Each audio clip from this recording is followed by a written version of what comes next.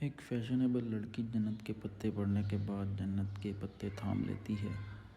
ایک لڑکی جو دین سے دور تھی پیر کامل پڑھنے کے بعد اللہ تعالیٰ کے قریب ہو گئی۔ ایک لڑکی جو سمجھتی تھی کہ اللہ نے اس کی قسمت ہی بری لکھی ہے، یارم پڑھنے کے بعد وہ بھی مانچسٹر کی بجائے کراچی میں ہی آگ لگانے کی خواہش کرنے لگی۔ ایک لڑکی جو سال میں کبھی کبھی قرآن مجید پڑھ لیا کرتی تھی، مصحف پڑھنے کے بعد ترجمے کے ساتھ روز پڑھنے لگی ہے۔ ایک لڑکی جو سوچتی تھی کہ چھوٹی نیکی کرنے سے کون سا جنت مل جائے گی، وہ نمل پڑھنے کے بعد لوگوں کو پانی پلاتی ہے تو وہ بھی ثواب کی نیت سے۔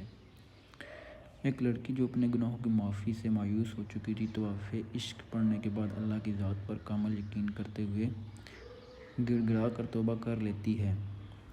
سب ناول وقت کا ضیاع نہیں ہوتے، ہم جو کچھ پڑھتے ہیں ویسے ہی بنتے ہیں۔